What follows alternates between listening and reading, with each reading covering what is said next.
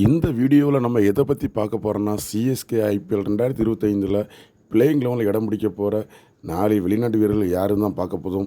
பொதுவாக சிஎஸ்கேனில் 7 ஃபாரின் வீரர்கள் இருக்காங்க. இந்த 7 பேரில் 4 பேர் மட்டும் தான் விளையாட முடியும்.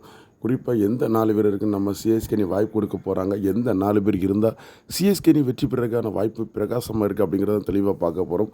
முதல்ல அந்த இருக்கிற 7 வீரர்கள் யாருன்னு சொல்லி கேட்டிங்கன்னா, மதிஷா பத்திரனா, நூர் அகமது, டெவன் கான்வே, நம்மளோட Rachin Ravindra, Nathan Ellis, Jamie Overton இப்படின்னு சொல்லி 7 பேர் இருக்காங்க. அதுக்கு முன்னாடி நேற்று நைட்டு நம்மளோட head coach Stephen Fleming Chennai வந்து நம்ம அணியோடு இணைஞ்சிருக்காரு. கோச்சர் எல்லாமே பயிற்சி நடத்துகிறாங்க, பயிற்சியாளர் கோச்சர் எப்போ வருவாங்க அப்படின்னு சொல்லி நிறைய பேர் கேள்வி கேட்டீங்க. அதுக்கு பதில் தரும் விதமாக நம்ம ஹெட் கோச் ஸ்டீஃபன் ஃப்ளெமிங் அணியோடு இணைந்ததை நம்மளோட சிஎஸ்கே நிர்வாகம் தங்களுடைய ட்விட்டர் பக்கத்தில் பகிர்ந்துருக்காங்க. அதற்கான ஃபோட்டோ தான் நீங்கள் பார்த்து கொண்டிருக்கீங்க. இன்னும் ஃபாரின் பேர் மட்டும் தான் வரலாம், அவங்க ஒருத்தர் லைனாக வருவாங்க. இப்போ நம்ம கதைக்கு வருவோம். டெவன் கான்வே சிஎஸ்கேயோட ஓப்பன் பண்ணுவாரா 2025 அப்படின்னு மிகப்பெரிய கேள்வி இருக்குது. காரணம் அவரோட ஃபார்ம் அவுட்டு தான். சமீபத்தில் சாம்பியன் ட்ராஃபியில் கூட நம்மளுடைய நியூசிலாந்து அணி நம்மளுடைய டெவன் கான்வே ட்ராப் பண்ணியிருந்தாங்க. ஆனால் சிஎஸ்கே ட்ராப் பண்ணாங்க அப்படின்னு கேள்வி இருக்குது.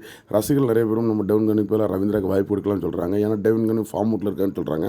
ஆனால் சிஎஸ்கே பொறுத்தவரை ஃபார்ம் அவுட் ஒரு மேட்டரே கிடையாது. என்னை பொறுத்தவரை கான்வேக்கு வாய்ப்பு கொடுப்பாங்க. கான்வே அதை பயன்படுத்தாத பட்சத்தில் இல்லை கான்வே காயம் ஏற்பட்டால் தான் ரவீந்திராக்கு வாய்ப்பு வரும்னு நான் நினைக்கிறேன். ரச்சின் ரவீந்திரா இளம் வீரர், நல்ல டேலண்ட் வீரர். அதுக்கு எந்த ஒரு மாற்று கருத்தும் இல்லை. அவருக்கு நல்ல டேலண்ட் இருக்குது.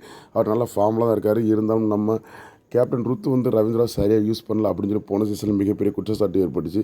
அதற்கு காரணம் நம்மளோட ரவீந்திராவுக்கு எந்த ஒரு மேட்ச்லையுமே பவுலிங் சான்ஸ் கொடுக்கல. ரவீந்திரா ஒரு 6 மேட்ச் தான் விளாண்டார். அதில் ஒரு கடைசி 3 மேட்ச்சு சிறப்பாக செயல்பட்டார். முதல் 4 மேட்ச்சு சரியாக விளையாடலை. காரணம் அவருக்கு இது சரியாக செட்டிங் ஆகலை தான் நான் நினச்சேன்.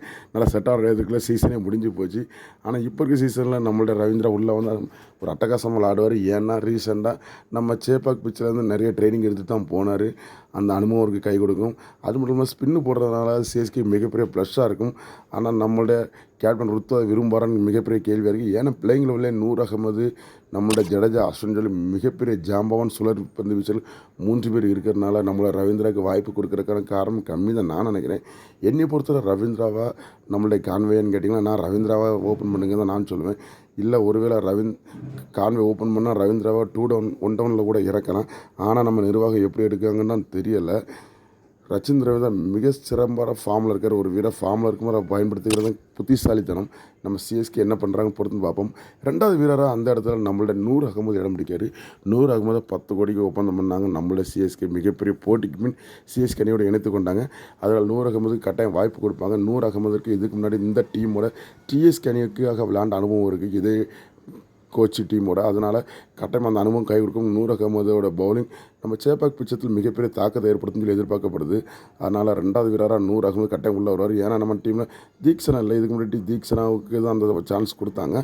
அவர் இல்லாத இடத்துனால அந்த இடத்த நூர் அகமது கெட்டியாக பிடிச்சிக்கிறாரு. அதில் எந்த ஒரு மாற்று கருத்தும் இல்லை. நூர் அகமது இந்த சீசனில் சிஎஸ்கேக்கு மிகப்பெரிய துடுப்பு சீட்டாக இருப்பார்னு நான் நினைக்கிறேன். அடுத்ததாக 3வது வீரராக வேறு யாரெல்லாம் நம்ம எல்லோரும் எதிர்பார்த்தது தான். இப்போ நீங்கள் கெஸ் பண்ணியிருப்பீங்க அது யாராக இருக்குன்னு. அது நம்மளுடைய ஃபாஸ்ட் அட்டாக் நம்மளுடைய மதிஷா பத்திரனா தான். பத்திரனா கடந்த சில சீசனில் சிஎஸ்கேக்கு மிகப்பெரிய ப்ளஸ்ஸாக இருக்கார். அவர் டெத் ஒரு ஸ்பெஷலிஸ்ட்டாகவும் இருக்கார். அவரோட பவுலிங் அடிக்கணும்னு திணறாங்க. ஆனால் ரீசெண்டாக அவர் அந்த ஆக்ஷனை மாற்றிட்டார். இப்போ அவரோட பவுலுக்கு அந்தளவுக்கு எடுப்படலை. ஃபார்ம் அவுட் காரணமாக இலக்க டீமில் தேசிய அணியில் கூட இடலாமல் தான் வெளியில் உட்காந்துருக்காரு. நிறைய பேர் சொல்கிறாங்க பார்த்தீங்கன்னா பழைய ஆக்ஷனுக்கு பவுலிங் வீசுன்னு. பழைய ஆக்ஷனில் பவுலிங் அவரோட பால் நல்லாவே இருந்துச்சு. ஆனால் அடிக்கடி காயம் ஏற்படுற காரணத்தில் அந்த ஆக்ஷனை மாற்றிட்டார். இவன் ஃபார்ம் அவுட்டில் இருக்கார். ஆனால் சிஎஸ்கேக்கு வந்தவர் எப்பேற்பட்ட ஆளாக இருந்தால் நம்ம தலைவனி திரும்ப ஃபார்ம் கொண்டு வந்துடுவார். அதில் எந்த ஒரு மாற்று கருத்தும் கிடையாது. அதனால் பத்திரம் இந்த சீசன்லையும் சிஎஸ்கேக்கு மிகப்பெரிய துடுப்பு சீட்டாக இருப்பார் நான் நினைக்கிறேன். சிஎஸ்கேக்கு ஃபாஸ்ட் பவுலிங்கில் நம்மளுடைய தீபக் சகார்னா அப்படின்னு மிகப்பெரிய நட்சத்திர பவுலர்கள் இல்லை. அது மட்டும் இல்லாமல் நிறைய இளம் வீரர்கள் இல்லை. அதனால் பார்த்தீங்கன்னா முழு பொறுப்பெடுத்து சிறப்பாக செயல்படுவார். அடுத்தது அந்த ஒரு இடத்துக்கு 3 பேர் மத்தியில் போட்டி போடுறாங்க.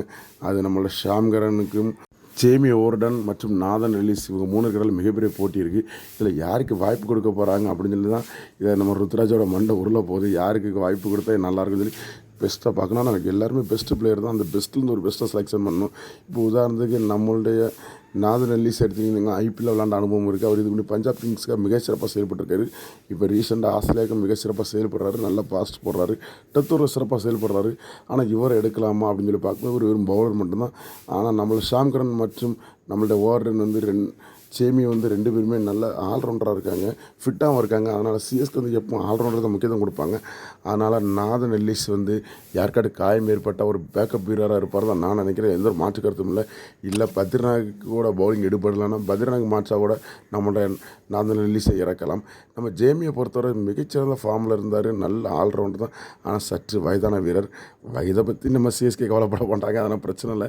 இருந்தாலும் பிளேயிங் லெவலில் உடனே சான்ஸ் கொடுப்பாங்களான்னு கேட்டால் என்னையை பொறுத்த நானும் இவருக்கு இல்லைன்னு நான் சொல்லுவேன். இவரும் பெஞ்சில் உட்காந்துருப்பார், இவரும் ஒரு பேக்கப் வீரராக தான் இருப்பார்.